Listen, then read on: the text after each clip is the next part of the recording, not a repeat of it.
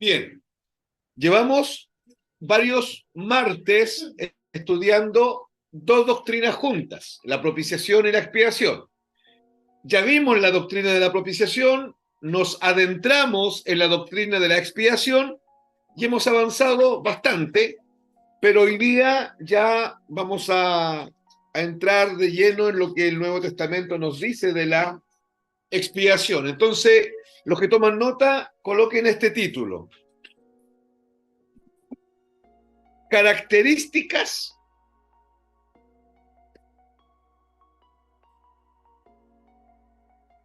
aristas y propósitos de la expiación. Repito, características, aristas y propósitos de la expiación. Permítanme partir diciendo lo siguiente. Cuando hablamos de la expiación, hermanos, siempre, perdónenme que enfatice lo que estoy diciendo, pero siempre estamos hablando de que Cristo lleva el peso del pecado y la culpa del pecado que era de nosotros, lo lleva en la cruz del Calvario. No solo lleva el peso del pecado, lleva la culpa por el pecado. Y cada vez que uno enseña esto, o por lo menos cada vez que yo lo hago, yo sé que lo que yo estoy diciendo, ustedes me lo logran entender intelectualmente, y eso es bueno.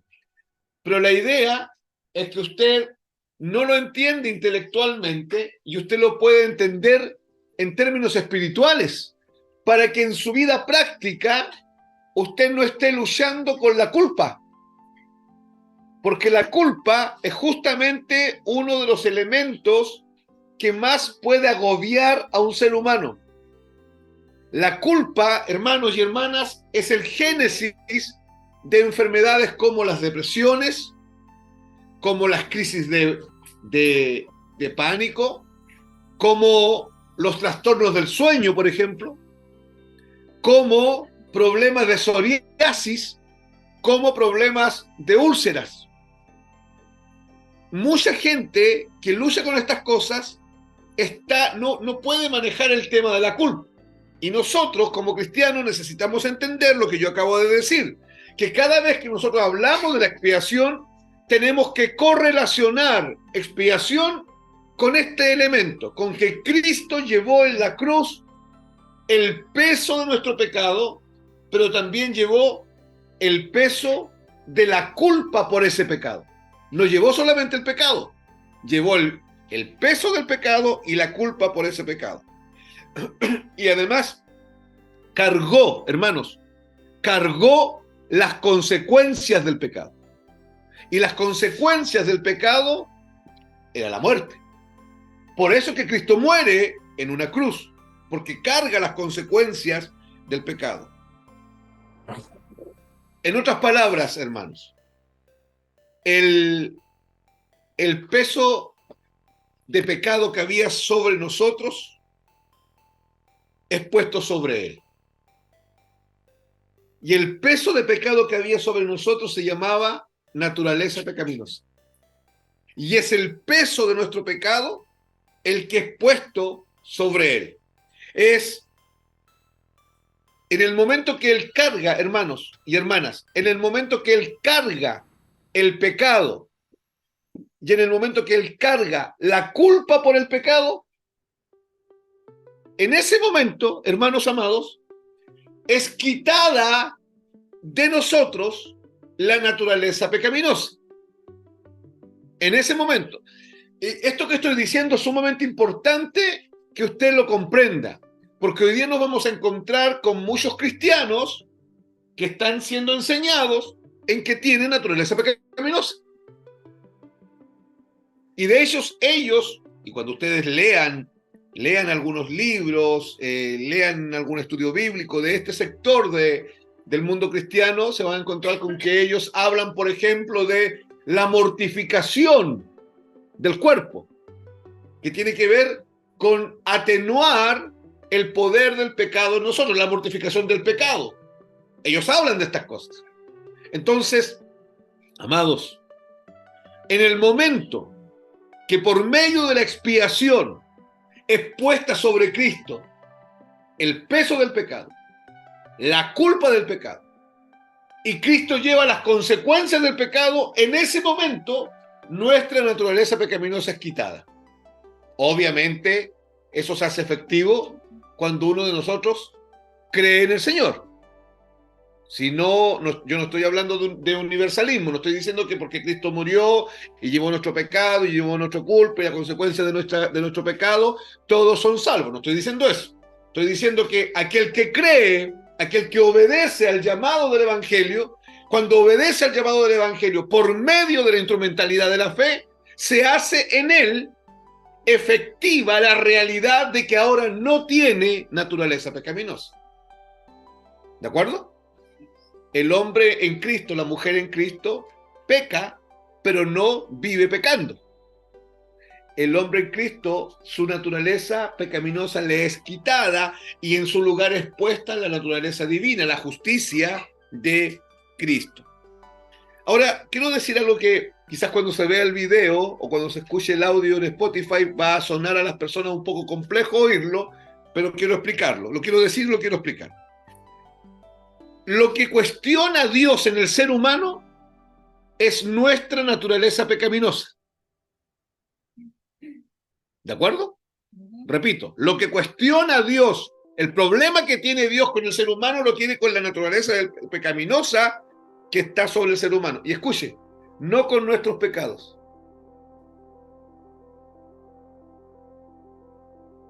Con eso yo no estoy diciendo que hay que pecar porque Dios no tiene problema con los pecados. No estoy diciendo eso. Pero los pecados son la consecuencia de la naturaleza pecaminosa. Lo voy a decir de esta forma. La naturaleza pecaminosa es una fábrica de chocolate y produce chocolates. Y los chocolates hacen mal. Están vencidos, están malos. Entonces el problema no son los chocolates. ¿Se entiende? El servicio de salud no va a mandar a retirar los chocolates del mercado solamente. El servicio de salud va a cerrar la fábrica, porque el problema es la fábrica. ¿Se entiende? Sí. ¿Por qué tenemos que entender bien esto?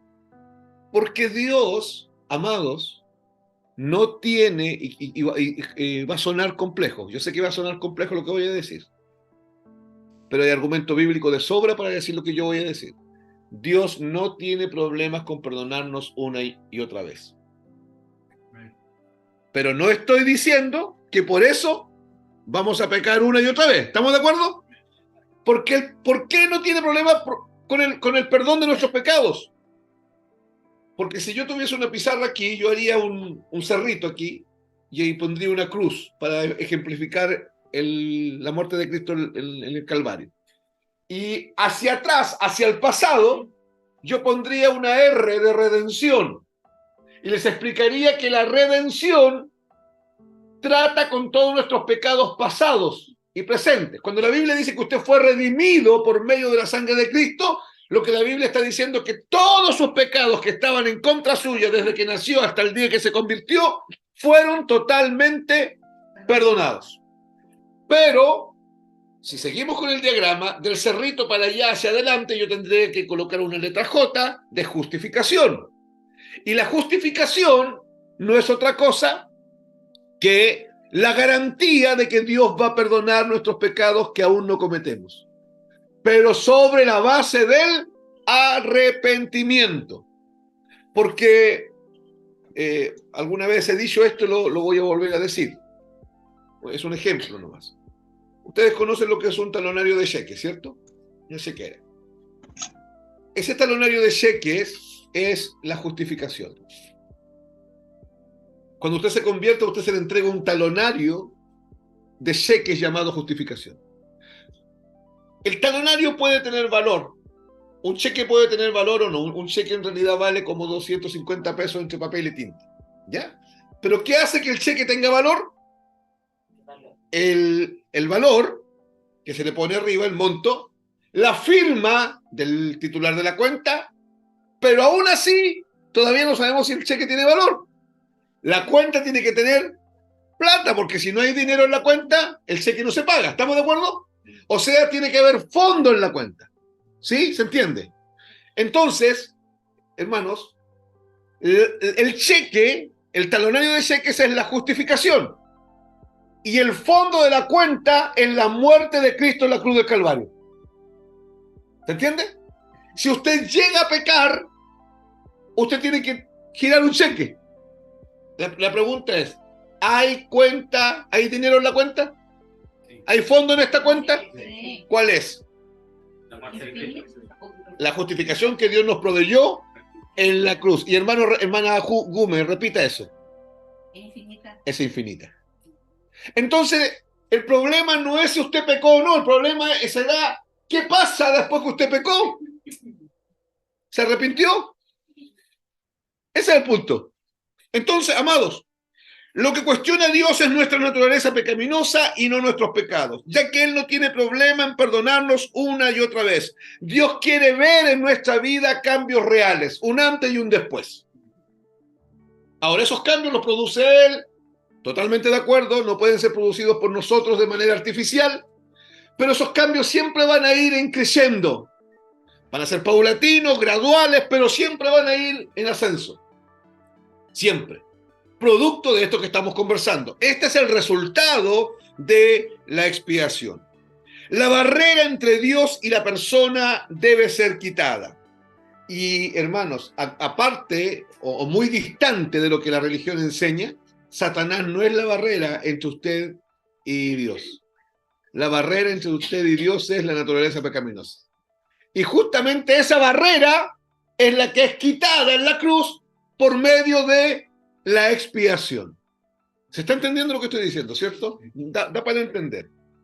Esta barrera está conformada tanto por el pecado como por lo que lleva al hombre al pecado. ¿Y qué es lo que lleva al hombre al pecado? La naturaleza pecaminosa. Solo matando al hombre viejo con su naturaleza pecaminosa es que se consigue remover esta barrera para siempre. Por eso es que usted como cristiano no puede decir, ay, se me salió el hombre viejo. ¿No lo han oído por ahí? No, porque el hombre viejo murió. Y lo que hoy día hay es un hombre nuevo, una mujer nueva. ¿Se entiende, hermanos? Y surge una pregunta, ¿y qué pasa cuando de repente nos dan esa chiripiorca del chavo? Cuando de repente como se diría folclóricamente, se nos arrancan los pavos para ¿Qué pasa? Lo que pasa ahí es que nuestra vida está aprendiendo a vivir de acuerdo a la nueva naturaleza. Y tenemos en nuestra mente todavía algunos programas antiguos que tienen que ser quitados por medio de la metanoia. Meta, cambio, noia, mentalidad. Por medio del cambio de mentalidad. Cambio de mentalidad que no va a llegar a nuestra vida si usted no está siendo expuesto al Evangelio todos los días. Por esta razón es necesario morir con Cristo para que se produzca la regeneración, la palingenesia, una vida nueva que no tiene nada que ver con la anterior. Entonces, hermanos, la expiación está íntimamente ligada a la regeneración, porque la expiación quita la naturaleza pecaminosa, pero inmediatamente da lugar a la regeneración, a que venga y haya una nueva creación, una creación que antes no existía. Usted y Cristo siendo un solo ser, fundidos, donde usted está siendo absorbido por la persona de Cristo. La persona entonces empezará a mostrar en forma visible a los ojos humanos del resto cambios conductuales, cambios morales, cambios físicos, como también una nueva forma de ser. va a empezar a hablar de otra manera, va a empezar a pensar de otra manera, va a empezar a actuar de otra manera. ¿Por qué? Porque la expiación quitó, por un lado, la naturaleza pecaminosa, que es la barrera que hay entre Dios y usted, ¿me está siguiendo? Y la expiación dio lugar a la palingenesia. ¿Qué es lo que es la palingenesia? No, palingenesia, la regeneración, una vida nueva que no tiene nada que ver con la anterior. La expiación da lugar a la regeneración. Y la regeneración es este milagro, la nueva creación. Miren lo que dice 2 Corintios 5:17. De modo que si alguno, repito el texto, 2 Corintios 5:17. De modo que si alguno está en Cristo, ¿qué significa él? De modo, diría el texto entonces, que si alguno está dentro de Cristo, nueva creación es. Las cosas viejas pasaron. ¿Cuáles son las cosas viejas? Las cosas viejas que ya pasaron, la naturaleza pecaminosa. Las cosas viejas pasaron y he aquí, todas son ellas nuevas. Por eso es que un cristiano no puede tener un resucitamiento del viejo hombre. No se nos sale el viejo hombre. No, lo que pasa es que de repente por nuestra debilidad, por nuestra desobediencia y por nuestra debilidad somos tentados por Satanás, quien aporta bastante en el asunto, y usted peca. Pero usted no vive controlado por el pecado, porque ese control fue quitado por medio de la expiación. ¿Sí? Otra característica de la expiación. Quizás coloquen un subtítulo ahí. La expiación es solo por mérito de la sangre de Cristo.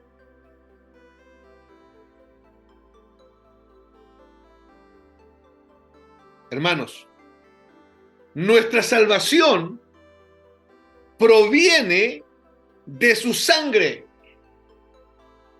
y no de lo que hubiésemos hecho o no para Dios.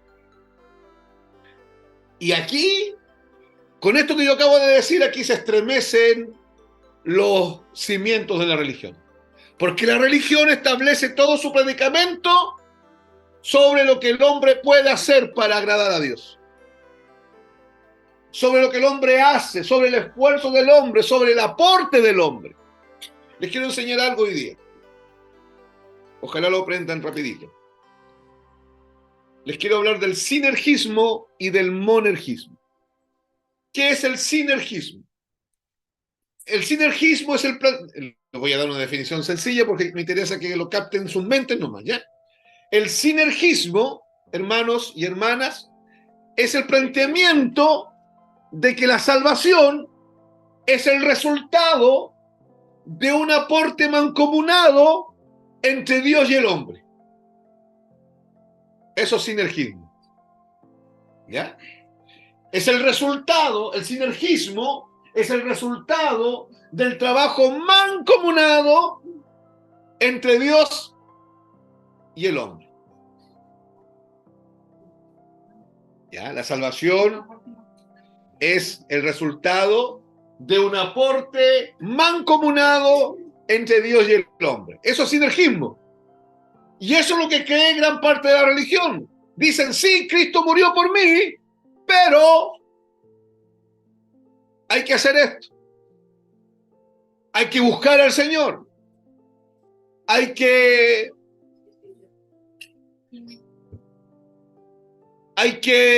sacrificarse por el Señor. Hay que tratar de hacer cosas por el Señor. Hay que portarse bien. Hay que hacer esto y hay que hacer esto otro. Hermanos, eso es sinergismo. La salvación no viene a tu vida, no es el resultado de lo que tú haces o de lo que no haces. La salvación, hermanos, perdonen lo categórico de esto.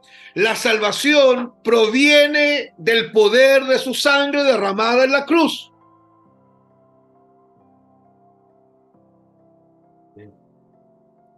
No tiene que ver con todos los esfuerzos que usted está haciendo para agradar a Dios. Cuando usted está metiéndole muchas ganas para agradar a Dios, usted está negando la eficacia del sacrificio de Cristo. Su humanismo no sirve, a Dios no le sirve. Sus buenas intenciones, sus buenos deseos, a Dios no le sirven. Entonces, sinergismo, repito, plantea que la salvación es el resultado del trabajo mancomunado entre Dios y el hombre. Nosotros no somos sinergistas. El monergismo, ¿qué enseña el monergismo? El monergismo enseña que la salvación es el resultado único y exclusivo de la obra de Cristo en la cruz, del poder de la sangre de Cristo derramada. El monergismo es el resultado único y exclusivo de la obra de Cristo en la cruz, del poder de su sangre derramada. Frente a eso, ¿nosotros qué seríamos? Monergistas. Ya. Monergistas. Martín Lutero, voy a usar una frase de él que él acuñó. Martín Lutero decía: si yo tan solo introduzco un dedo de mi mano en la obra de Dios, lo voy a echar todo a perder. La tenía clarita. Sabía que el hombre no puede aportar con nada a su salvación. Hermanos, voy a usar un juego de palabras para explicar una idea. El único aporte que usted puede hacer es no aportar.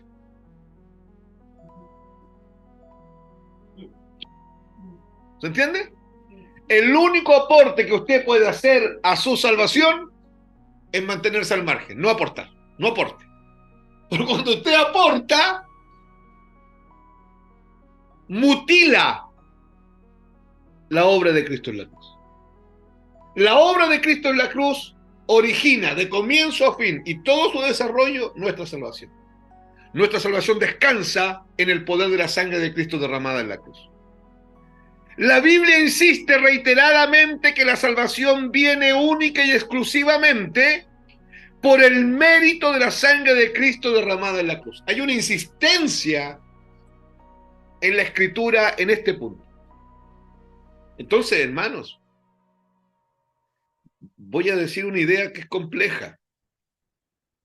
Y los que vean el video, perdonen, la idea tiene que ver con didáctica solamente, pero es compleja oírla, pero tiene que ver con mostrar una realidad. Todas las civilizaciones, todas, desde las más antiguas, las que ya no existen, las que fueron quitadas de la tierra, hasta las que hoy día están, todas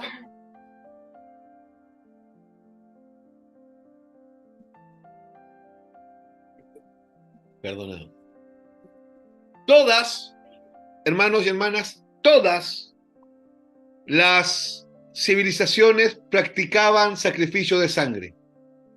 Todas, sin excepción. Las grandes como las mayas, las aztecas, los sumerios, los fenicios, y las pequeñas como la aymara, todos practicaban sacrificio de sangre. Y el sacrificio de sangre no era otra cosa que el método, escuchen esto, el método humano para aplacar a sus dioses. Los sacrificios que las civilizaciones hacían eran el mecanismo que ellos crearon para aplacar a sus dioses, para hacer que sus dioses no echaran a perder la cosecha, para que hubiese buena tierra, para que hubiese buena siembra, para que hubiese buena cosecha. ¿Y qué hacían las civilizaciones? Venían y sacrificaban, venían y hacían algo. ¿Estamos de acuerdo? Sí. Pero eso es paganismo.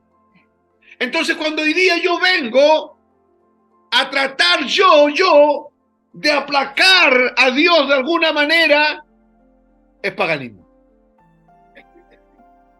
¿Me están entendiendo? Sí. En cualquier grupo donde se adore a Jesucristo y en ese grupo digan que hay que hacer algo para congraciarse con Dios, para honrar a Dios, para agradar a Dios, para estar bien con Dios, es un grupo pagano. No es un grupo cristiano.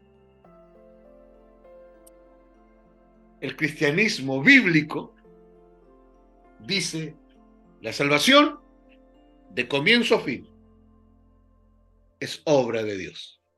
Y la obra de Dios es la muerte de Cristo en la cruz del Calvario.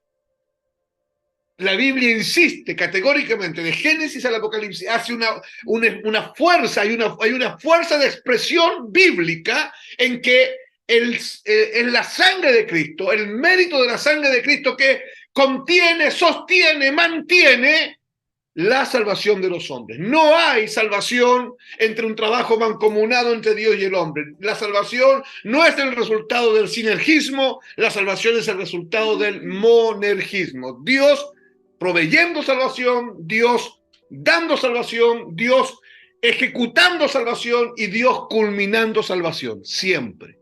¿Se entiende? Es sumamente importante lo que estoy diciendo. No podemos pasar de lado esto. La santidad, escuche esto, de la sangre de Cristo es superior a cualquier pecado que el hombre pueda haber cometido. Porque la sangre de Cristo es una sangre santa, perfecta, pura y eterna. Y eso la hace superior a cualquier pecado que el hombre pueda haber cometido. Y no hay nada que pueda resistir su poder, ni en el juicio final perderá su poder. Cuando llegue la hora del juicio final, la sangre de Cristo seguirá teniendo el mismo poder que ha tenido hasta ahora. Por eso que usted se presentará delante de Dios, pero usted no irá a juicio. Porque la sangre de Cristo lo liberó del juicio final. Usted fue a juicio en la cruz. Y usted fue dentro de un representante. Y a ese representante se le castigó y ese representante aplacó la ira de Dios y ese representante logró satisfacer las altas demandas de justicia de Dios. Amén.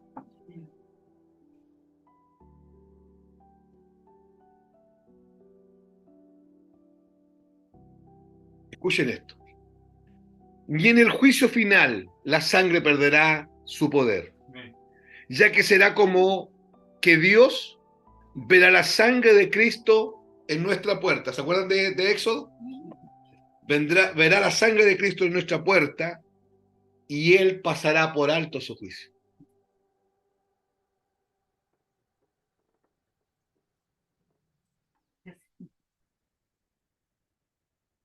Hay una figura en Génesis que es tremenda, yo se las quiero compartir. Es cortita, pero traten de prestarme atención. Dice la Biblia que Dios le dice a Noé, empieza a predicar porque va a venir un diluvio. Y en el camino construye un arca.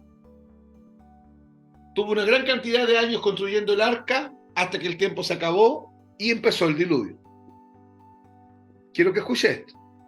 La orden de Dios fue, vas a introducir dentro del arca parejas de animales.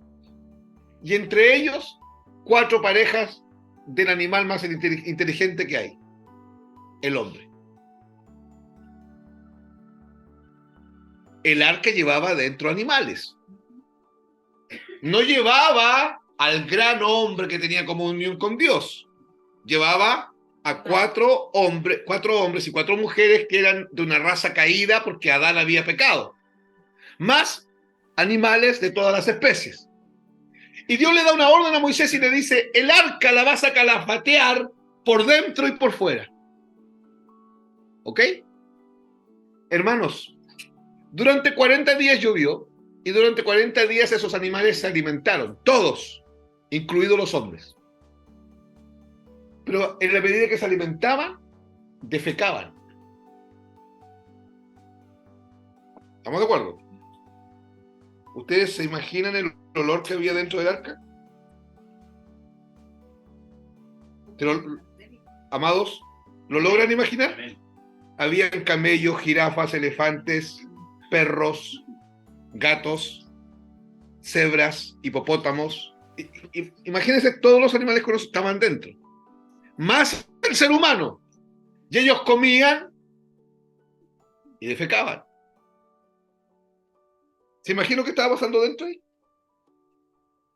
Y el arca fue calafateada por dentro, el calafateo es aplicarle un aceite, la brea, para evitar que el agua entrase. Por dentro, el arca, este es el arca, por dentro y por fuera. Y dentro del arca iba una pudrición. ¿De acuerdo? Y esto es lo que yo encuentro extraordinario. Y Dios le dice a Moisés, y yo cerraré la puerta por fuera del arca. Cuando hubiese entrado el último, yo cerraré la puerta. Y escuche, y enviaré mis juicios sobre la tierra. Y entran todos, se cierra la puerta y empieza a llover. ¿Qué es lo que era el diluvio? ¿Sobre quién? ¿Y el arca dónde estaba? Y el arca empieza a recibir los golpes de los juicios de Dios. ¿Y quién iba adentro?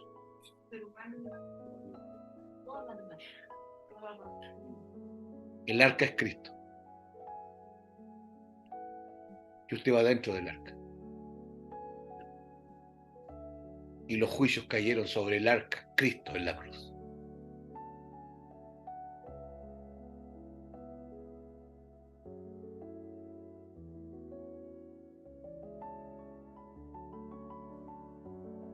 ¿Se entiende? Su salvación no depende de usted, jamás ha dependido de usted. Y nunca va a depender de usted. Usted no la puede sostener, no tiene cómo. Así como usted no tenía cómo venir a Dios, usted no tiene cómo mantenerse en Dios. Es una obra de Dios permanente en nosotros. Algo más. Su cuerpo. Si Dios mira adentro, dice la Biblia que dentro de usted está Cristo. ¿De acuerdo? Si Dios mira adentro, ¿con quién se encuentra? Y además dice la Biblia que usted está revestido de Cristo. Si Dios mira por fuera, ¿con quién se encuentra? De nuevo, si Dios mira dentro de usted, ¿a quién ve? Si Dios mira fuera de usted, ¿a quién ve? Ahora viene el otro, Satanás. Cuando Satanás mira dentro de usted, ¿a quién ve? Y cuando Satanás mira fuera de usted, ¿a quién ve? Ahora viene una tercera persona. Voy a poner un ejemplo. Vanessa. Cuando Dios mira dentro de Vanessa, ¿a quién ve? Cuando Dios mira fuera de Vanessa, ¿a quién ve? Viene Satanás. A mirar dentro de Vanessa, ¿a quién ve? A mirar por fuera de Vanessa, ¿a quién ve? Y viene Juvencio. Viene Marco. Viene Andrea, viene Marlin, viene Víctor, viene Nacho, viene Jimena. Y los únicos que ven a Vanessa somos nosotros. Tenemos un problema. Tenemos un problema grande. ¿Están recibiendo entendimiento? Los juicios vinieron sobre el arca, pero dentro del arca estaba la pudrición. Y es extraordinario ver que dice Dios, yo cerraré la puerta y enviaré mis juicios sobre la tierra, pero los juicios golpearon al arca, no golpearon lo que estaba dentro. Y el arca es figura de Cristo. Y la expiación nos introdujo en Cristo Jesús. Esta es una figura de la efectividad de la muerte de Cristo, ejecutada en mi ser a través del Espíritu Santo. Dios ejecuta el poder de esta sangre, su sangre, afectando nuestro espíritu, afectando nuestra alma y afectando aún nuestro cuerpo en su totalidad, y provocando un cambio de vida que nos permite ser un testimonio de la obra de Dios en nosotros. Hermanos, una precisión nomás. La sangre de Cristo no es un fluido orgánico con el cual nosotros nos rociamos. Gracias, Roberto. La sangre de Cristo no es un amuleto que tomamos, lo traemos y lo usamos para la buena aventura ahora, para estar protegidos. La sangre de Cristo, amados, es una realidad espiritual. La sangre de Cristo es una virtud permanente, atemporal, transversal en el tiempo que afecta la temporalidad del hombre y la eternidad pasada y la futura. Y que sigue vigente hoy día. Si alguien hoy día oye el Evangelio y cree este Evangelio, esa misma sangre, esa virtud, esa realidad espiritual transformará su vida. Usted no tiene que andar diciendo, cúbreme con tu sangre, Señor. Usted tiene que vivir plenamente consciente, por medio de la instrumentalidad de la fe, que usted está cubierto con esa sangre, por medio de una doctrina llamada la expiación. ¿Amén? ¿Se está entendiendo, hermanos? Sigamos ahí, con otra característica. Coloquen ahí como subtítulo, dentro de lo mismo, la expiación cambia la condición pecaminosa.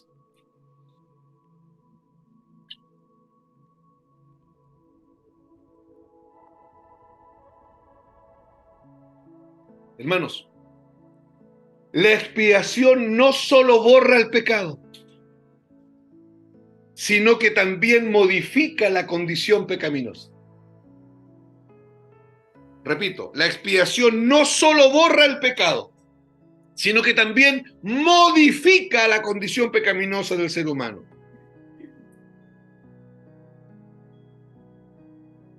Quiero explicar esto, escuche, porque aquí vamos a entrar en dilema con muchos.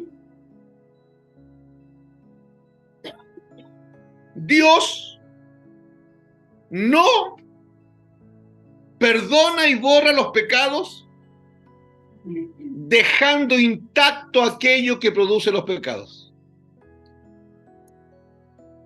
¿Se entiende la idea?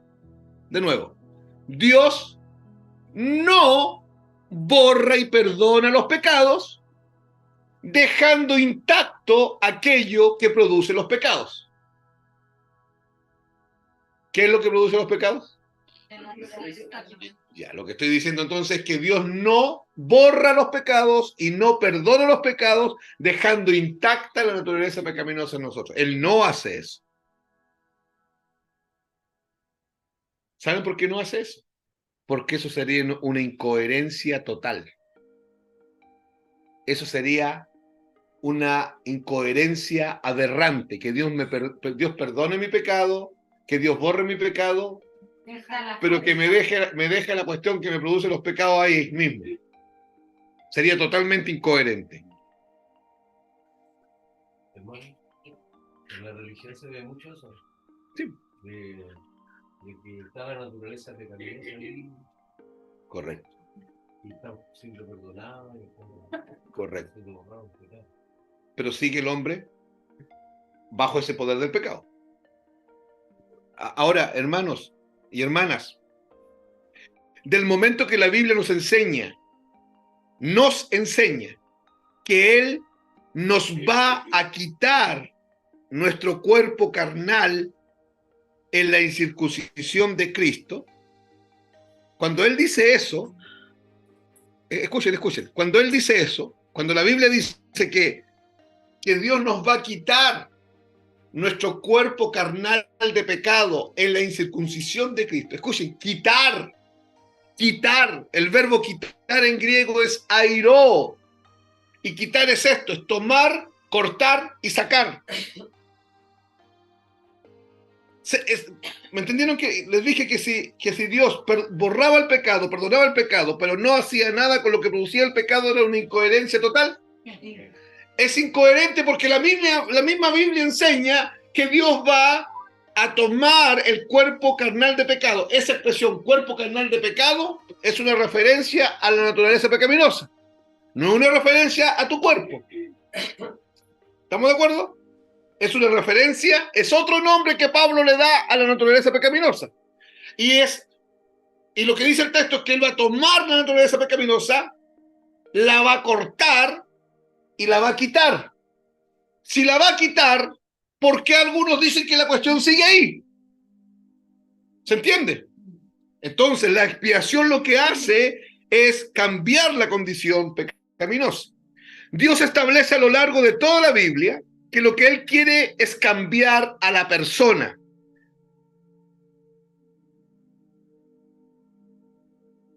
Y para cambiar a la persona, necesita quitarle eso que la obliga a pecar.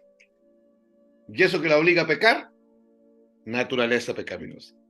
Recordemos que el hombre es enemigo de Dios y no ha dejado de ser su enemigo cuando Él le perdona sus pecados. Sigue siendo enemigo de Dios. Dios necesita, por lo tanto, abordar causa y consecuencia a la vez, de modo de generar un cambio profundo en esa persona. Dios no arregla el problema a medias, ya que cuando Él interviene, lo hará bajo el criterio de todo o nada, luz o tinieblas. Si la cosa es luz y tinieblas, no puede Él perdonarme el pecado, borrarme el pecado y no quitarme de encima el problema que tengo. Porque el problema que tengo, ¿cómo se llama? ¿Y eso qué constituye entre Dios y yo? Una barrera. Si no me quita la barrera, no me puedo relacionar con Dios. Y no tiene sentido borrar mi pecado y perdonar mi pecado, porque en una hora más voy a estar otra vez complicado. Y es la barrera la que fue quitada. Y esto, hermanos, esto lo logra la expiación. Esto no lo puede lograr usted portándose bien. Porque la salvación no es el resultado de su buena conducta. La salvación no es el resultado ni siquiera de su búsqueda de las cosas de Dios. Dios no te buscó porque tú empezaste a buscarlo. Esa idea de que tú estabas buscando a Dios es una, diría un abuelito, una malura de cabeza. Es una idea falsa. Tú a Dios no lo buscabas, tú buscabas cosas de Dios. Sanidad, perdón, tranquilidad. Pero tú no querías conocer a Dios.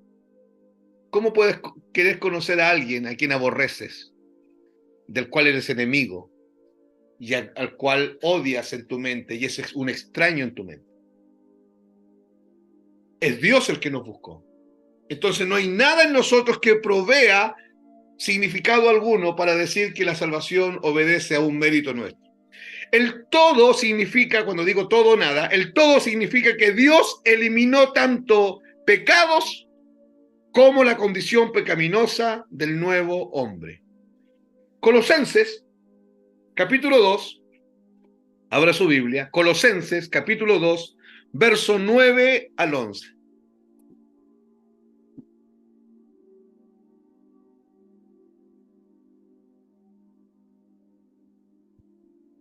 ¿Ya? Colosenses, capítulo 2, verso 9 al 11. Voy a leer. Dice, porque en Él, en Cristo, habita corporalmente dentro de su cuerpo toda la plenitud, acuérdense que plenitud es pleromá, todo el pleromá de la deidad, la palabra deidad es Dios. Y vosotros, los cristianos, solo los cristianos, estáis completos en Él. O sea, ¿qué significa Él? Y vosotros estáis completos solamente dentro de Él, que es la cabeza de todo principado y potestad. Ahora escuchen, en Él también fuisteis circuncidados, con circuncisión no hecha a mano. No está hablando de la circuncisión del prepucio del varón, porque no está hablando de la circuncisión hecha a mano, está hablando de la circuncisión espiritual que ocurre en el corazón del ser humano. ¿Cuál es? Al echar.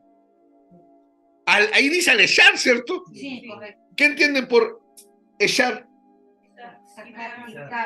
¿Quitar y dejarlo ahí? No, Quitar y expulsarlo. Ya, al echar de vosotros otra expresión para la naturaleza pecaminosa. El cuerpo pecaminoso carnal. Es otra expresión que Pablo usa para referirse a lo mismo.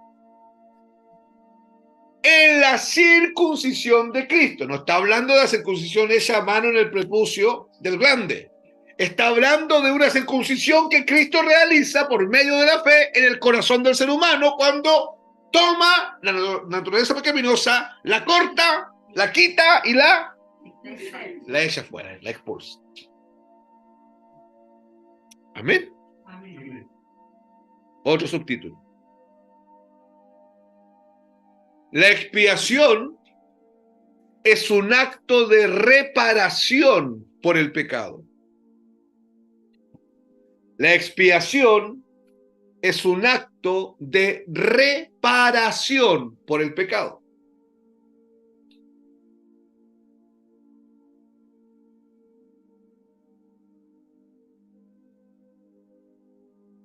Hermanos, la Biblia enseña no solamente el hecho de perdonar el pecado, sino que además enseña el hecho de perdonar el pecado y reparar el daño que el pecado produce. Y la expiación lo hace. Esta reparación permanece satisfactoria para Dios y es como un pago completo que se hace tanto por el pecado como por las consecuencias que ese pecado produjo. Es una reparación. La expiación no solo borra el pecado, no solo perdona el pecado y no solo quita la naturaleza pecaminosa, sino que además repara el daño del pecado. Y el daño del pecado serían las consecuencias del pecado. Hermanos, porque el pecado, nuestro pecado, le trajo consecuencias a Cristo.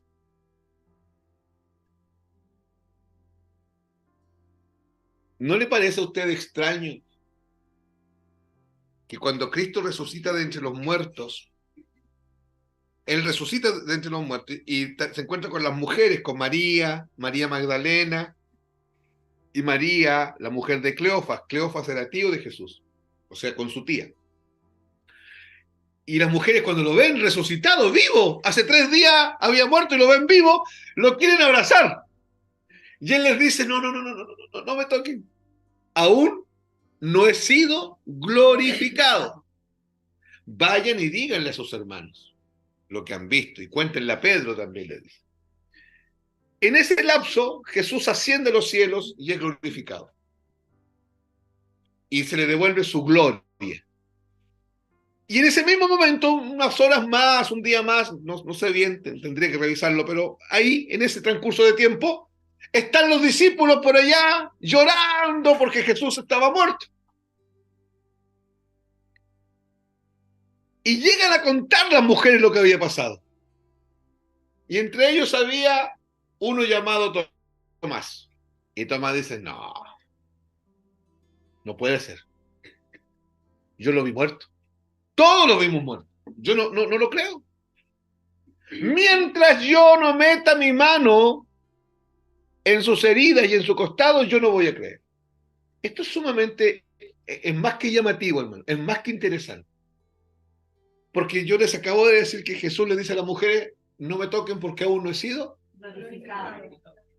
Y el glorificado es que Jesús, su cuerpo, este cuerpo que es hecho de carne, de piel, de dermis, epidermis, de músculos, de huesos, todo eso continuó ahí, pero con una forma incorpórea. Hermanos, un cuerpo con una forma incorpórea. Yo les voy a explicar por qué. Un cuerpo luminoso, un cuerpo resplandeciente, un cuerpo con un resplandor, la doxa de Dios, la gloria de Dios. Están los discípulos ahí y dice la Biblia que están comiendo pescado con miel de palma. Y Jesús no toca la puerta. Jesús llega y cruza la puerta.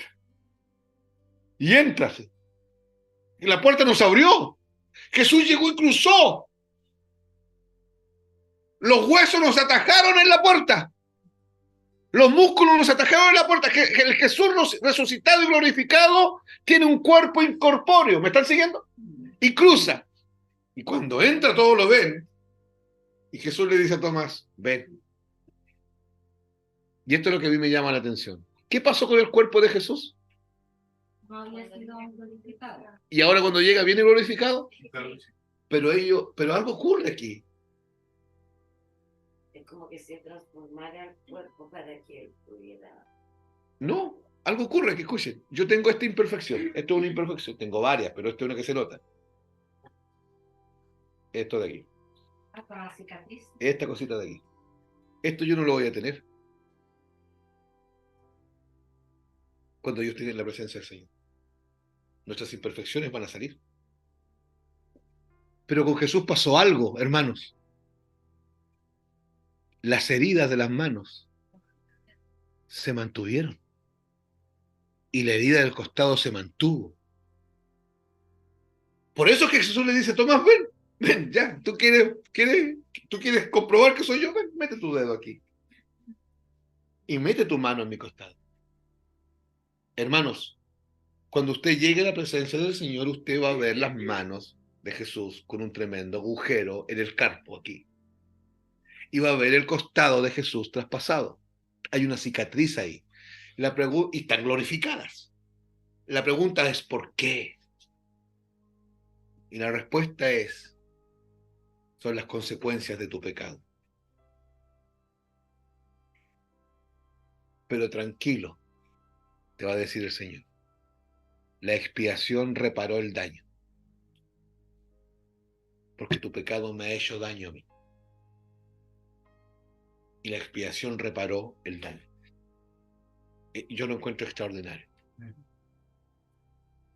Jesús pudo haber resucitado con manos perfectas, sin los agujeros ahí.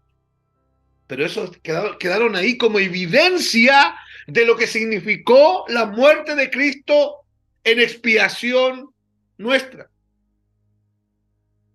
Otro subtítulo. La expiación anula la sentencia.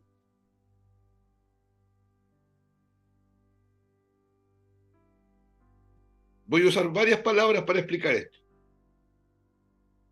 La expiación cubre, parcha, borra y anula la sentencia. La expiación cubre, parcha, borra y anula la sentencia.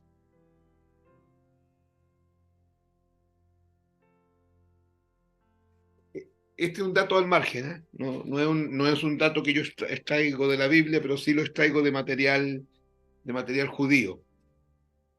En algunos círculos judíos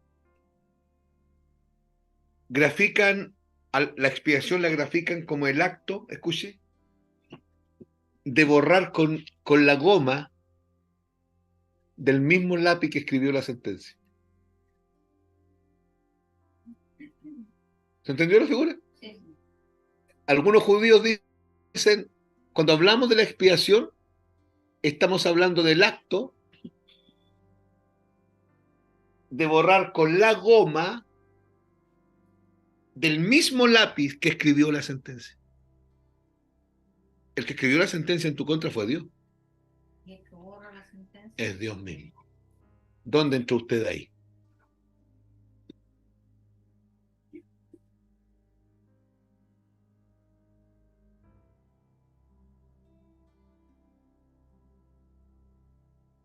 Cuando se sabe que la sentencia es invalidada, está estallada primero. Estoy dando una explicación ahora legislativa. Cuando una sentencia se invalida, lo primero que se hace es tallarla. Se talla, se borra. Y luego se borra completamente para posteriormente anularse en su totalidad. Así se llega a un caso sobreseído. Se talla, se borra y se anula. Eso pasó con nosotros. La sentencia que había en nuestra contra, ¿cuál era? La sentencia, no la acusación, la sentencia. Al infierno. A condenación eterna, a arder por la eternidad. Se talló, se borró y se anuló. Romanos 8. Ahora, pues, ahora, después de la cruz significa eso. Ahora, pues, ninguna condenación hay, ninguna, de ningún tipo. Ninguna condenación hay para los que están en Cristo Jesús. Los que no andan según la carne, sino según el Espíritu. Colosenses capítulo 2, versículo 13, ahí mismo en ese punto. Y a vosotros, dice el texto, estando muertos en pecados y en la incircuncisión de vuestra carne, les traduzco eso. Y a vosotros, estando separados de Dios en pecados, ¿cierto? Y en la incircuncisión de vuestra naturaleza pecaminosa, os dio vida juntamente con Él, perdonándoos todos los pecados, todos los que cometió y los que pueda cometer, todos, en base a la redención, lo que expliqué al comienzo, ¿se acuerdan? En base a la redención y en base a la justificación, ¿se acuerdan de eso? Ya. Verso 14 del mismo texto. Anulando. Pero para anular, ¿qué tuvo que pasar primero? Tachar, borrar, y ahora llegamos al punto de anular. Anulando el acta de los decretos que había contra nosotros, que nos era contraria, quitándola de en medio y clavándola en la cruz. Yo no sé si se acuerdan. Los más viejitos se tienen que acordar. En los almacenes antes existía un cuadernito de los fiados, ¿cierto? Pero existía una tablita cuadrada con un fierrito largo. ¿Se acuerdan? O era una tablita de pino y un clavo de 4 pulgadas para arriba, con la punta para arriba. ¿Se acuerdan de eso, no? Y usted iba a fin de mes a ver su libreta, a ver su deuda del fiado del mes. Y el dueño del almacén le sacaba las cuentas. Ya, señora, en esos años eran 4.000 pesos, ¿no? Y él sacaba la boleta, no, perdón, la hojita donde estaban todos los huevos y toda la cuestión que usted iba a pedir. Y mire lo que hacía. Y la clavaba, escuche, en el asta. Eso se llamaba asta.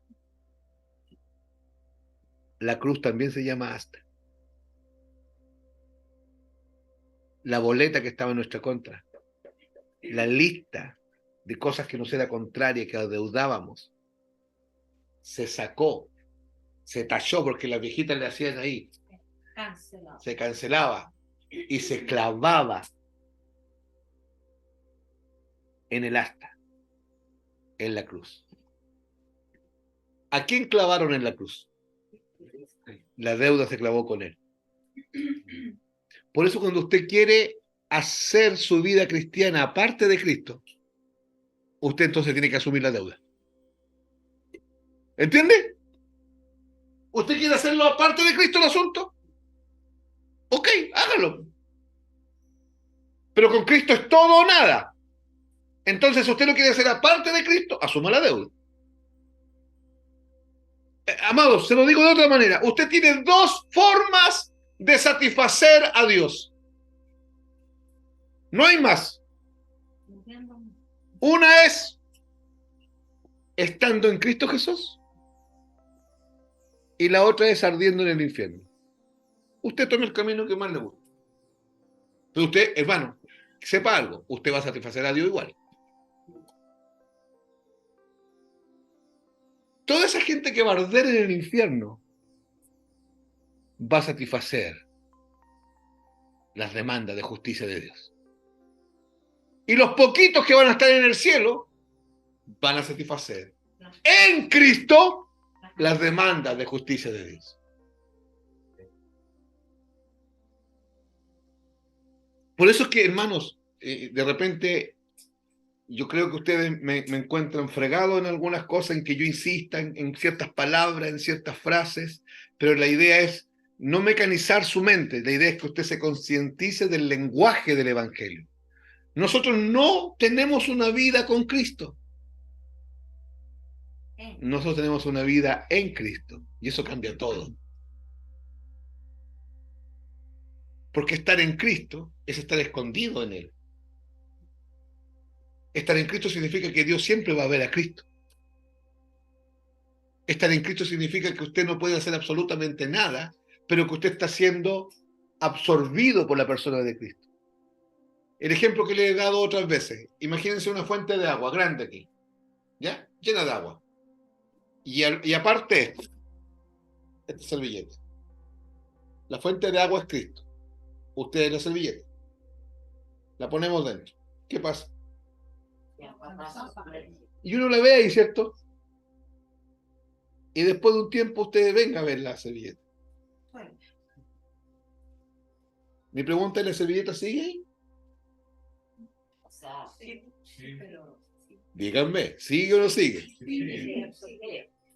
¿O dejó de existir? ¿Sigue ahí? Pero fue absorbida por la sustancia del agua. Pero está ahí. Morir en Cristo, estar en Cristo, no significa que usted deja de existir. Significa que usted está siendo absorbido por Él, siempre.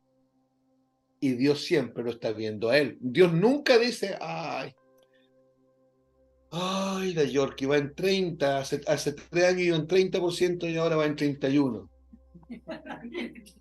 No, Dios no hace eso. Dios, mire lo que dice. Voy a parafrasear como Dios diría. Mi Yorkie, dice Dios. Cuando se convirtió, estaba en Cristo, agradándome plenamente. 3 años después sigue en Cristo, agradándome completamente. Y llegará a sus finales, ya viejita, arrugadita, en Cristo, agradándome completamente. Porque nunca es usted el que agrada a Dios. Ahora, si usted lo quiere agradar, usted no puede estar en Cristo.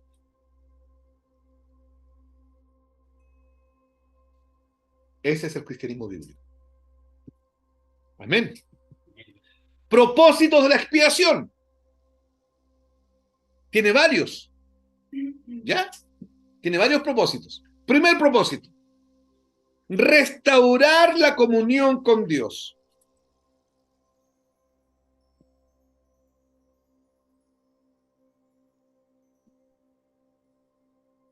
¿Ya? ¿Alguien puede leer Salmo 55?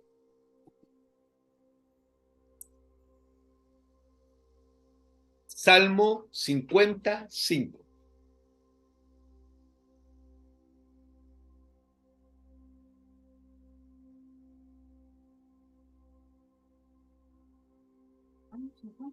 Sí. Contadme mis santos, los que hicieron conmigo pacto con sacrificio. Ya, a ver. Una aclaración. En términos de fe, hermanos, en términos de fe, el hombre nunca hace pactos con Dios. Así que en todos esos grupos donde usted está oyendo que están haciendo pactos, hay un problema de falta de entendimiento del Evangelio. En términos de fe, insisto, el hombre nunca hace pactos con Dios. ¿Por qué? Porque el único que hace pactos con el hombre es Dios. Quiero que esa idea esté clara. Y otra cosa que quiero que esté clara. Los pactos que Dios hace nunca los rompe. Pero el hombre sí. ¿Se acuerdan del pacto antiguo? Viene Dios y le dice a Moisés, vosotros invalidasteis mi pacto. El pacto era mío, pero lo invalidaron ustedes. Del lado de Dios jamás se rompe. ¿De acuerdo?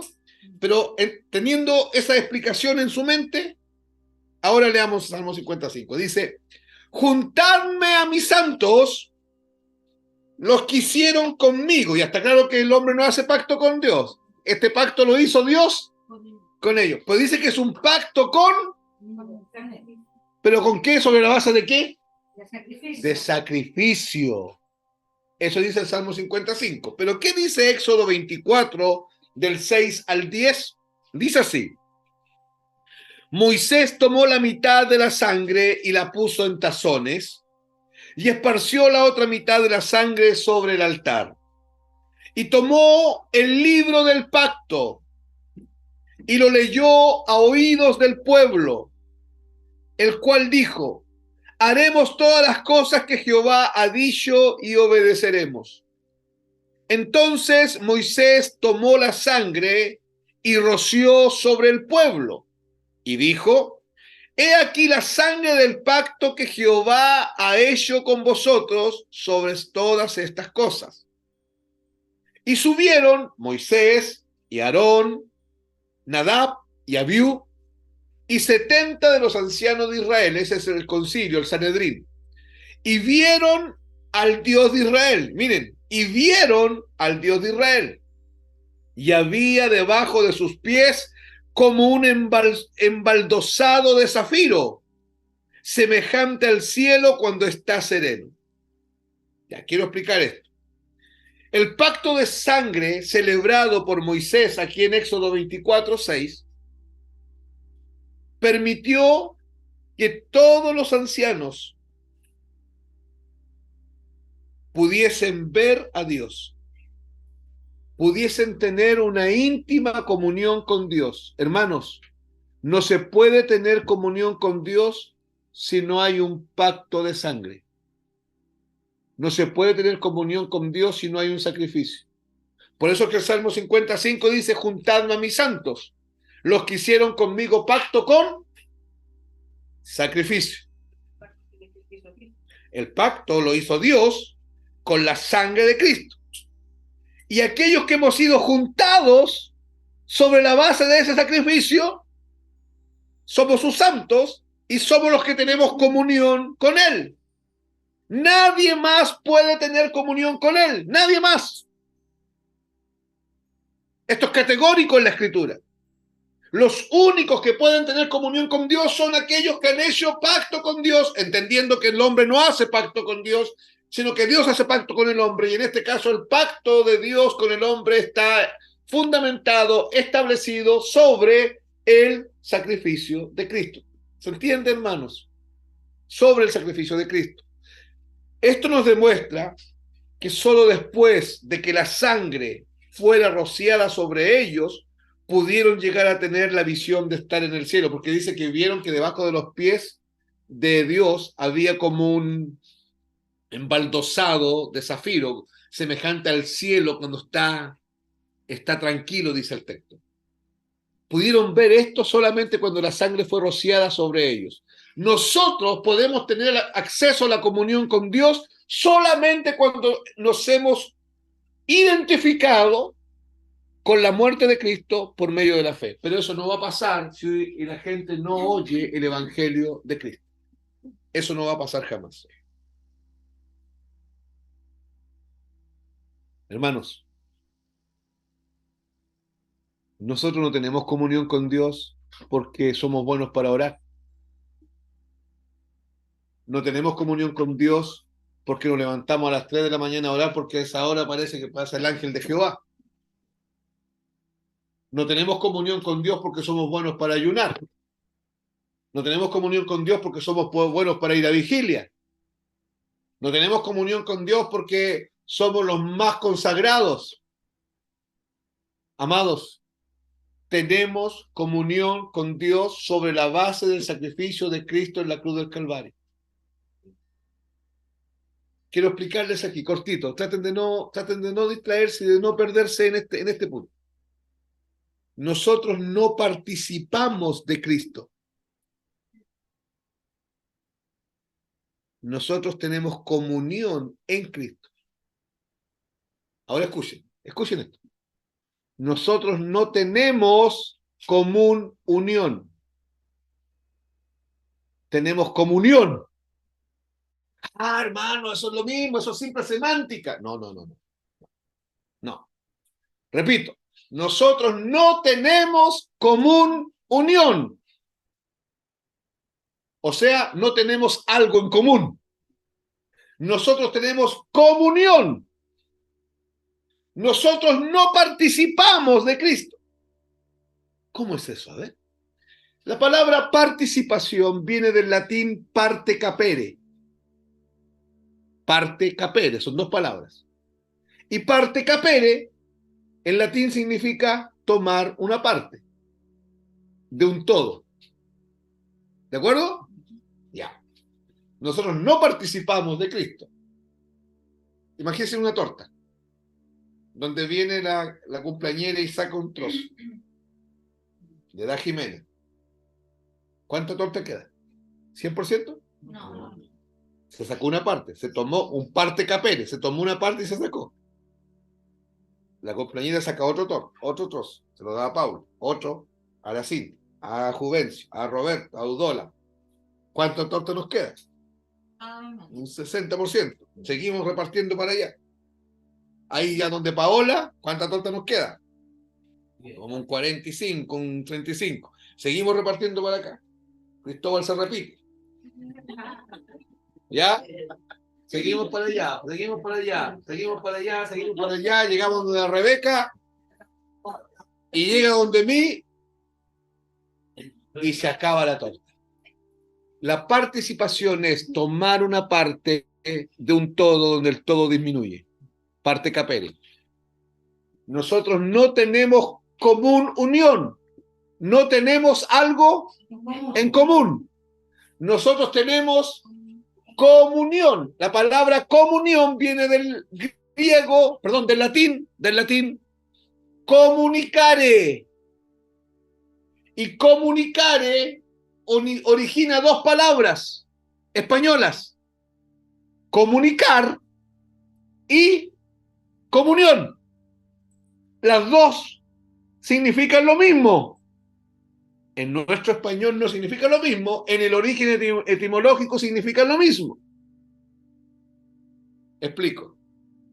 Cuando usted creyó en Cristo, primero, para que usted creyera en Cristo, usted estaba muerto en su delito y pecado, lejos, separado de Dios, sin entender nada. ¿Estamos de acuerdo?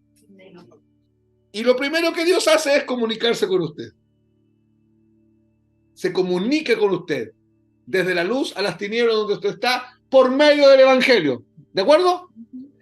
Una vez que se comunica, usted entiende su condición y usted recibe a Cristo. Y Dios se sigue comunicando. Ahora viene y le comunica su vida. Él le traspasa su vida a usted y Él entra dentro de usted. Y simplemente porque Él le comunica su vida, ustedes tienen comunión con Él. ¿Entiende? Pero aquí ocurre a un milagro. Mire, el mismo ejercicio de la torta. Cree la Paula. ¿Qué hace Dios? ¿Comunica qué? Comunica su vida. ¿A través de quién? No. ¿De quién? Del mismo. ¿Quién es el que entra en nosotros? ¿A través de quién? Espíritu Santo. Ya, ahí va el Espíritu Santo. Entró ahí. Ahora viene con Cintia. ¿Qué hace el Espíritu Santo? Ahí, Paula, ¿en qué estado quedó? En Cristo. ¿Teniendo qué? El Espíritu Santo. Comunión Comunión con Dios. Cristo o con Dios, ¿ya? Mi pregunta es, ¿esto disminuyó? No. Ah, sigue intacto. Sí. Vamos donde Cintia. ¿Qué pasa? ¿Qué hace Dios? Se comunica. Se comunica. ¿Qué comunica? Su vida. ¿Qué tiene ahora Cintia? El Espíritu Santo. La vida de Y por lo tanto, ¿en qué estado está? comunión con Dios. Listo.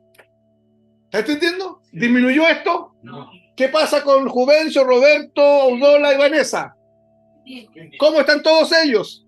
Comunión con Dios. ¿Disminuyó esto? No. Pero además ocurre otro milagro. Ellos están en comunión. Sí. Porque nuestra comunión no pasa por comer sopaipillas juntos. ¿Está escuchando? Usted no se le ocurra decirme, hermano, hagamos una mateada.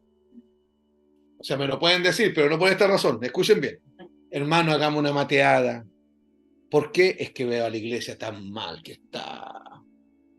Cada cual anda metido en sus cosas, estamos como desunidos, ¿se ha dado cuenta usted? Estamos como lejos el uno del otro. Hagamos una mateada con pebre cuchareado y sopaipilla integrales. ¿Para qué? ¿Para tener comunión? No, no.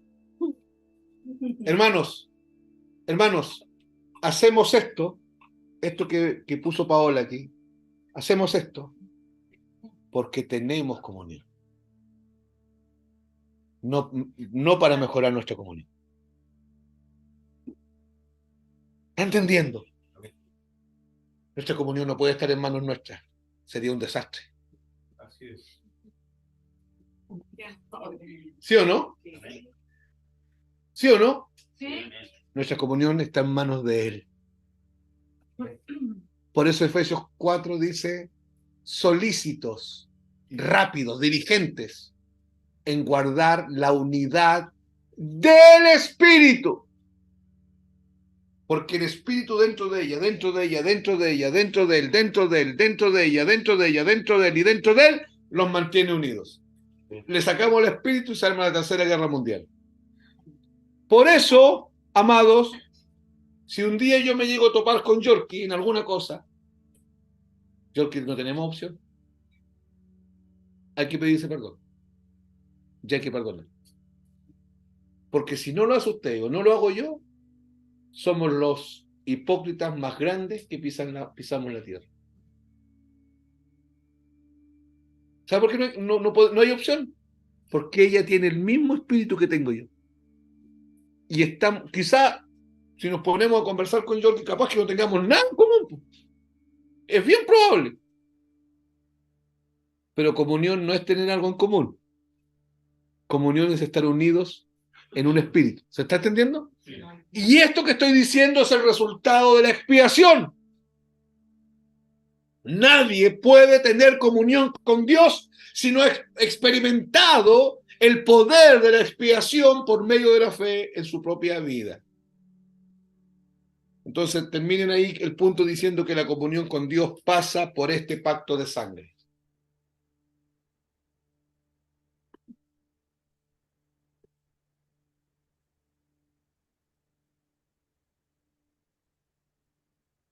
La comunión con Dios pasa por este pacto de sangre.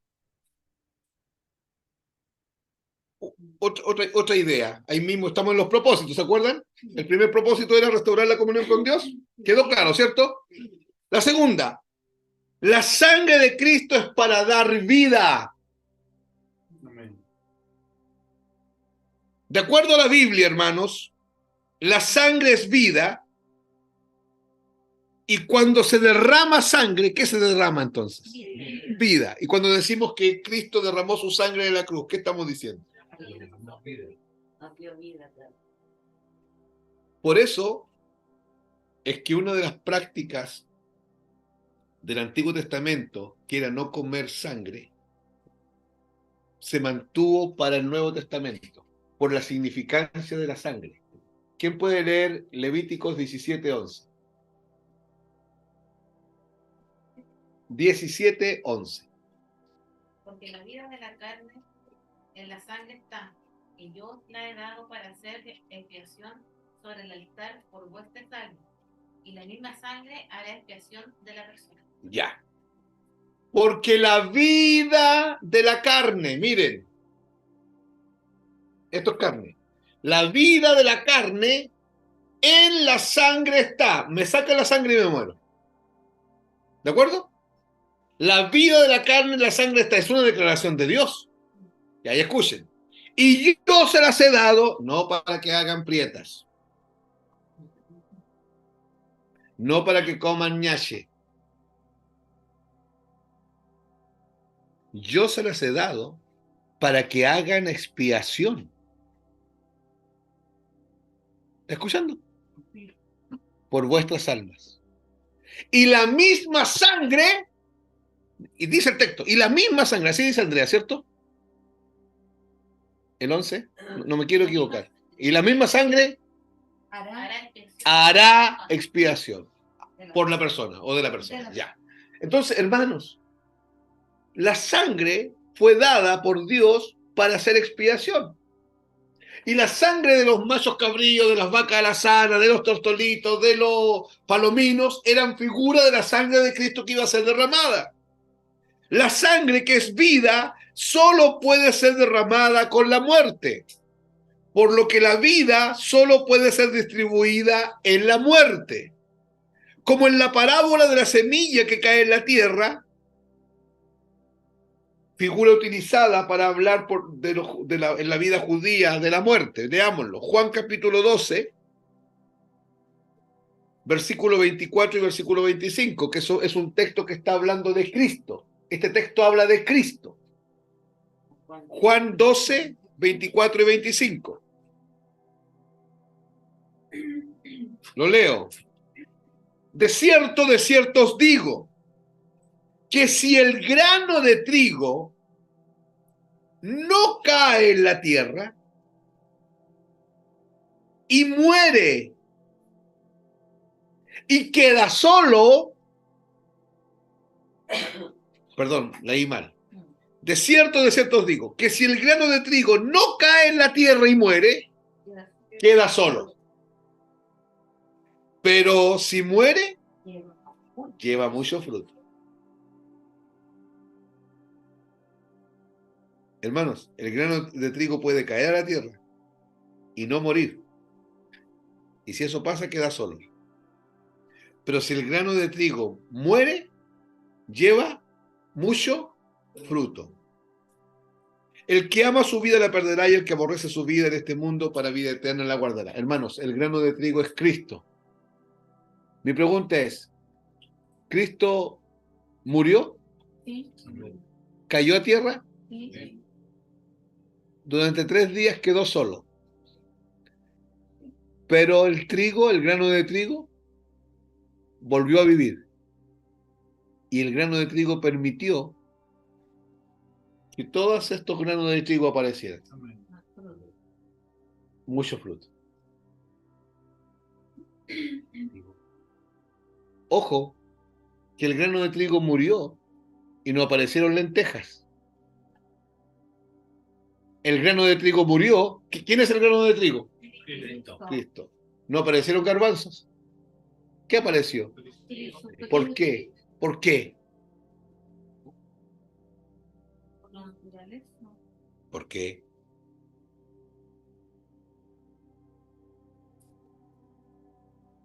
¿Qué se sembró? Trigo. Cristo. ¿Cómo saben eso?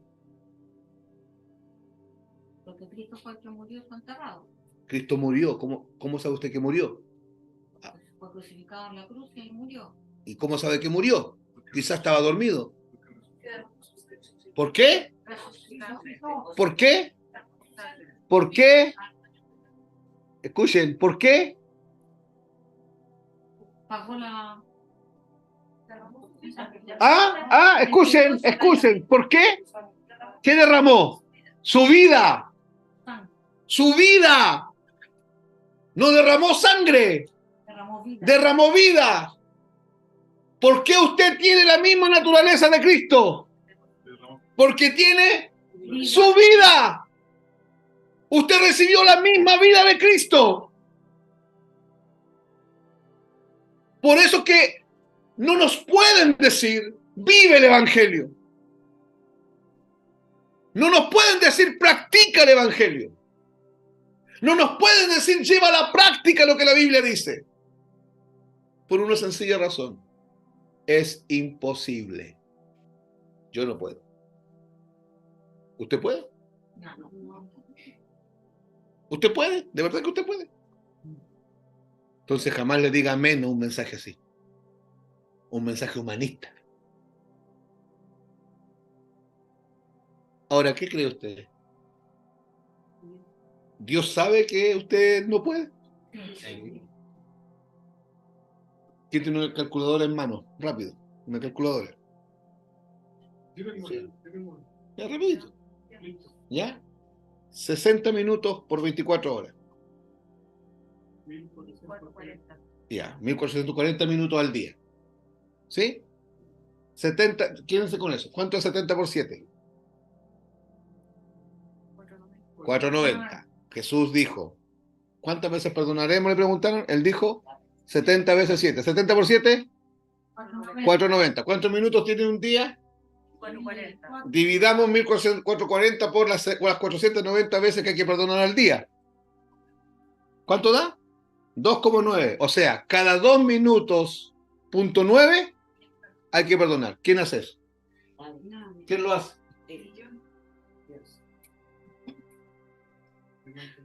¿Me está entendiendo? Hermano, ¿me está entendiendo? Como nadie puede hacerlo, porque eso es mantener un corazón quebrantado permanentemente para perdonar siempre. Y seamos en esto, hermanos, si nos da la cuestión y nos enredamos 2, 3 días sin problema, una semana, un mes. ¿O no? El único que puede perdonar 70 veces 7 es el mismo que clavaron en la cruz, y mientras lo clavaban decía: Padre, perdónalos porque no saben lo que hacen. Entonces aparece Gálatas 2:20 diciendo, escuchen, con Cristo estoy juntamente crucificado y ya no vivo yo. ¿Qué significa que ya no vivo yo? ¿Qué significa? Que yo no vivo. ¿Qué significa eso? Que estoy muerto. Ya, sigo con el texto. Y ya no vivo yo. Más ahora, Cristo vive en mí. Porque yo estoy muerto. ¿Y quién vive en mí? Cristo. Yo hago una pregunta. ¿Qué vive Cristo? Su vida. Rebeca, ¿qué vive Cristo? ¿Dentro de quién? ¿Dentro de quién? Porque usted no puede vivir la vida de Cristo. Entonces la vive Él. Eso es cristianismo. Cuando eso pasa, usted empieza a perdonar. Con dolor, con lágrimas, pero usted empieza a perdonar. Pero no es usted. Es la vida de Cristo en usted. Y lo que ahora vivo en la fe, perdón, en la carne, dice Pablo ahí en Gálatas 2:20, lo vivo en la fe del Hijo de Dios. ¿Por qué? Porque lo que pusieron dentro de nosotros es la vida de Cristo, hermano. Porque derramar sangre es derramar vida. Este principio espiritual de no haber vida si primero no hay muerte es aplicable en toda nuestra relación con Dios. Cristo tuvo que morir para que nosotros tuviésemos vida. Nosotros tenemos que morir si queremos ver la vida de Cristo en nosotros. Cristo murió por nosotros y nosotros morimos por Él. ¿Entiende? Lo leo de nuevo. Cristo tuvo que morir para que nosotros tuviésemos vida. ¿Le dicen amén a eso? Amén. Nosotros tenemos que morir día a día si queremos ver la vida de Cristo en nosotros manifiesta. ¿Estamos bien? ¿Le dicen amén a eso? Sí. Y Cristo murió por nosotros y nosotros morimos por Él. Cristo murió por nosotros, nos da vida, y nosotros morimos por Él para que su vida se manifieste en nosotros.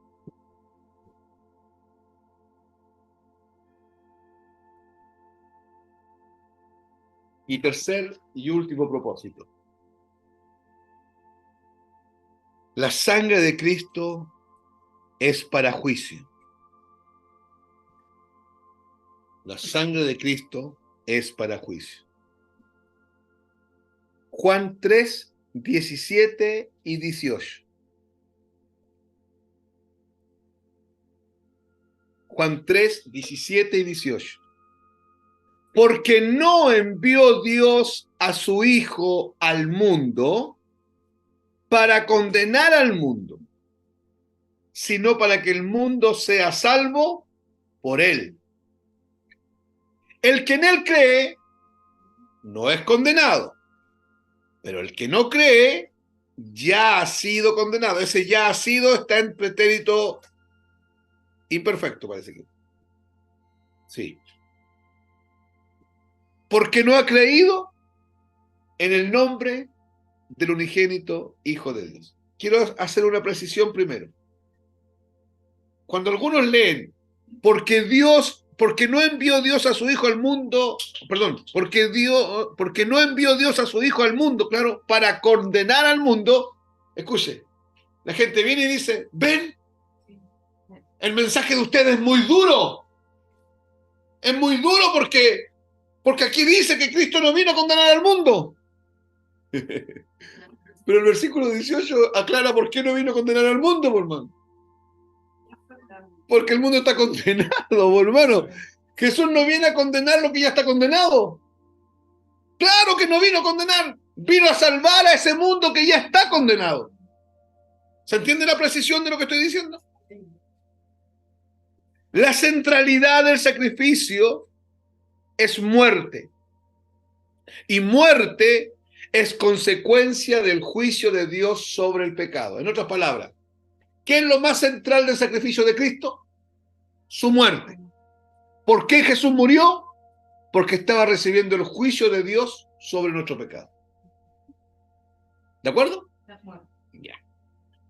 Bajo cualquier punto de vista que se le mire, la muerte, independientemente del tipo que sea, física, espiritual, viene por causa del pecado. Por ejemplo, la muerte de Cristo es resultado por haber sido enjuiciado y sentenciado por causa del pecado de la humanidad. Por eso Jesús muere. Dios enjuició a su propio Hijo. Ahora, si enjuició al inocente para darle gracia a los culpables, ¿qué creen que le va a pasar al culpable que rechaza ese beneficio?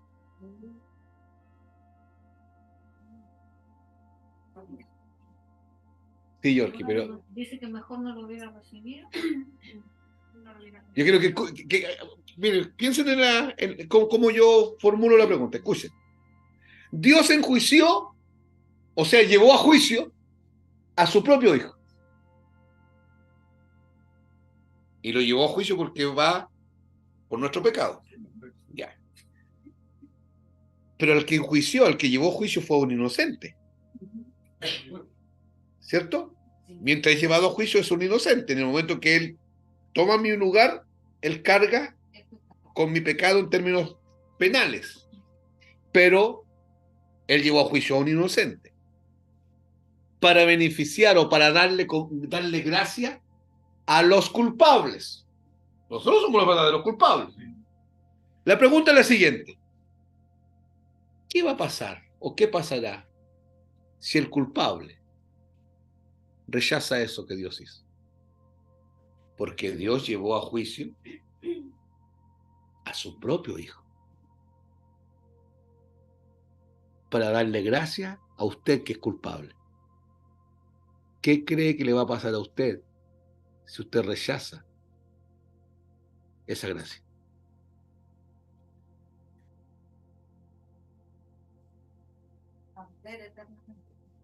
No es que va a arder nomás.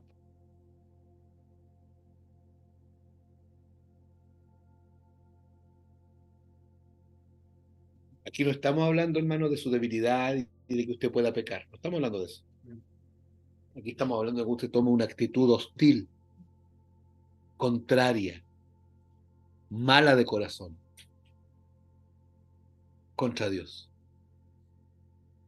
Va a ser doble castigo para un castigo. Peor. O sea, a ver. Por eso, segundo de Pedro, capítulo 2, dice: mejor hubiese sido que nunca hubiesen conocido el camino de justicia antes de haberlo conocido y volverse atrás. Andrea, tú me dijiste un día, me parece, corrígeme, que alguien te mencionó que no necesitaba a Dios. Eso